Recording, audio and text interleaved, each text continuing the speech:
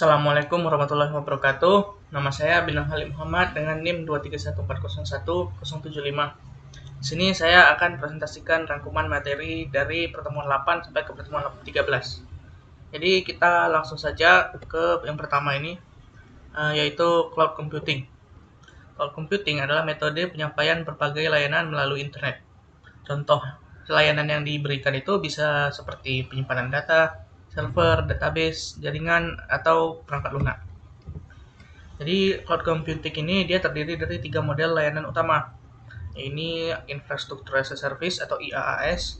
Ini pengguna menyewa infrastruktur virtual atau virtual machine, storage atau jaringan. Contohnya seperti AWS EC2 atau Google Compute Engine. Kemudian ada platform as a service atau PaaS, yaitu lingkungan untuk membangun, menguji, dan menerapkan aplikasi tanpa mengelola server. Contohnya seperti Google App Engine atau Heroku. Setelah itu ada software as a service atau SaaS. SaaS ini inilah yang paling sering dipakai sama kalangan orang biasa. Jadi aplikasi ini siap pakai yang dapat diakses melalui internet seperti Gmail, Microsoft Office 365, Netflix, dan lain-lain. Selain dari 3 ini ada juga cabang dari masing-masing ini, tapi tidak akan saya masuk ke detailnya. Contohnya seperti BaaS, Backend as a Service, Database as a Service, dan lain-lain. Kemudian selanjutnya keunggulan dari cloud ini yaitu dia skalabilitasnya tinggi. Ini auto scaling. Jadi misalnya kalau kita dari awal memerlukan kapasitas 1000, lalu ada kebutuhan untuk menaikkan kapasitasnya menjadi 20.000 misalnya, itu mudah menggunakan cloud computing. Setelah itu juga reliabilitas dan ketersediaannya tinggi karena zaman sekarang sini sudah banyak penyedia cloud computingnya seperti AWS, Google, dan lain-lain. Setelah itu ada efisiensi biaya karena hanya bayar sesuai penggunaan. Ini dia efisiensi biaya juga bisa dimaksud kita tidak perlu membeli perangkat hardware server sendiri karena sudah ada disediain oleh service provider-nya. Kemudian juga mudah diintegrasikan dengan big data dan machine learning. Kemudian dari anak-anak dari cloud computing ini ada edge computing. Ini konsep pemrosesan data yang dilakukan langsung di perangkat dekat sumber data, misalnya sensor, kamera, atau robot. Tujuannya ini untuk mengurangi latensi, menghemat bandwidth, atau mempercepat respon real time. Ini edge computing ini cocok untuk aplikasi seperti kendaraan otonom, pengawasan video, robot industri, dan IoT yang kritis. Kemudian ada juga fog computing. Fog computing ini merupakan perpanjangan dari cloud ke dekat perangkat edge. Fog berada di lapisan intermediate seperti router, gateway, atau server kecil atau mikro. Perbedaannya ini bisa dilihat aspek-aspeknya. Pertama ini lokasi prosesnya. Kalau edge computing ini dia paling dekat ke sensor. Kalau fog computing ini node lokal di antara edge dan cloud. Untuk kapabilitasnya ini edge computing ini terbatas karena harus memiliki perangkat sendiri dia. Jadi CPU-nya kecil. Kemudian ada fog computing ini dia lebih kuat, bisa agregasi data. Kemudian kegunaannya edge computing ini untuk yang real time atau yang low latency. Kalau fog computing ini dia untuk pre-processing, filtering, atau routing. Keduanya memastikan sistem IoT dapat memproses data lebih cepat tanpa selalu bergantung pada cloud. Kemudian selanjutnya ada keamanan edge dan fog computing. Lingkungan edge dan fog ini bersifat terdistribusi sehingga memperbesar permukaan serangan. Tantangan keamanan meliputi seperti serangan fisik pada perangkat yang mudah diakses, man in the middle, malware, peniruan identitas atau spoofing, dan juga data leakage.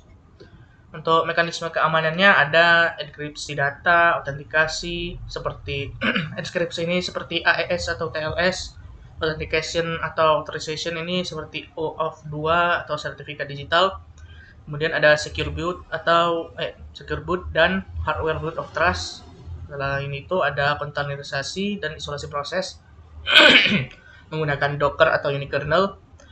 Ada juga Intrusion Detection System atau IDS yang terdistribusi. Ada juga Federated Learning yang melatih model ML machine learning tanpa mengirim data mentah ke cloud.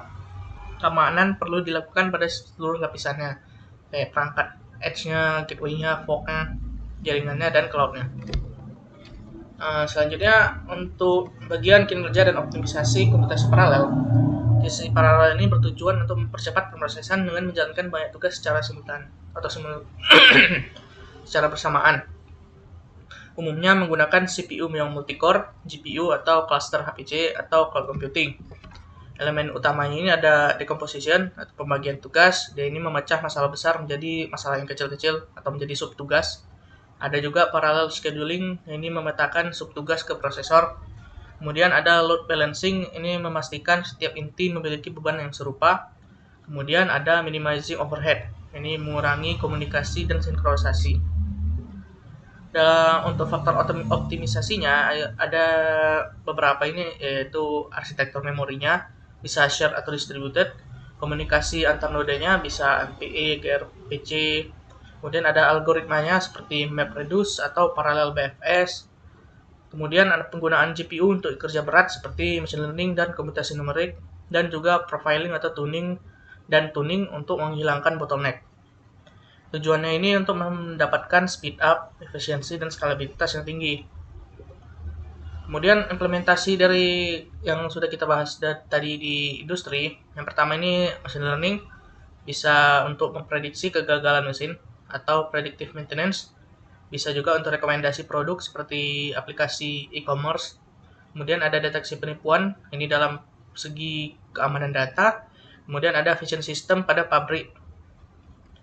Selanjutnya untuk IoT ini dia bisa untuk smart home atau smart city, bisa untuk monitoring kesehatan, bisa untuk sensor industri, ya temperatur, vibrasi, dan lain-lain. Dan juga bisa untuk bidang agrikultur. Untuk cloud computing ini bisa untuk penyimpanan data yang skala besar, bisa juga untuk penyediaan API AI dan machine learning, kemudian bisa analitik bisnis dan big data, dan juga deployment aplikasi yang cepat tanpa infrastruktur lokal. Kalau untuk AIoT ini yaitu AI ditambah IoT, bisa untuk kamera cerdas dengan deteksi objek, bisa juga untuk kendaraan otonom.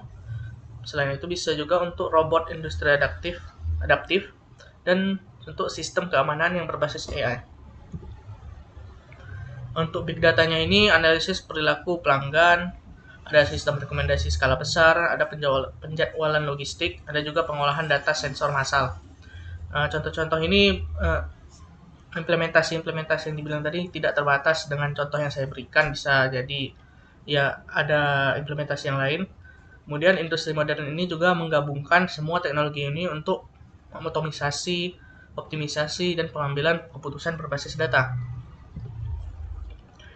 Selanjutnya ada untuk bagian quantum computing. Quantum computing ini adalah model komputasi yang menggunakan qubit, bukan bit biner yang tradisional. Di mana bit biner tradisional ini hanya bisa nilai 1 dan 0. Kalau menggunakan qubit ini bisa nilai 1 dan 0 sekaligus. Jadi bisa banyak kemungkinan data yang bisa diambil dari qubit itu. Qubit ini juga memiliki kemampuannya ada 3. Yang pertama ini superposition. 1 qubit dapat berada dalam kombinasi 0 dan 1 secara bersamaan, memungkinkan komputasi paralel yang besar. Kedua, ada entanglement. Jadi qubit dapat saling terhubung sehingga perubahan 1 qubit memengaruhi lainnya, mempercepat proses informasi. Dan juga ada interference. Ini meningkatkan probabilitas jawaban benar dan mengurangi jawaban yang salah. Kemampuan utama dari qubit ini, dia dapat menyelesaikan optimasi kompleks seperti rute transportasi, dan juga bisa faktorisasi yang cepat untuk kriptografi, bisa simulasi molekul atau kimia untuk farmasi dan material, kemudian bisa untuk machine learning. Tantangan yang dihadapi qubit ini bisa jadi error rate tinggi, qubitnya tidak stabil atau decoherence, atau bisa butuh suhu yang super rendah, dan masih dalam tahap riset dan prototype. Quantum computing ini diproyeksikan menjadi lompatan besar dalam komputasi ilmiah, keamanan data, dan AI masa depan. Baiklah, sampai situ saja rangkuman bab 8 sampai ke pertemuan 8 sampai 13.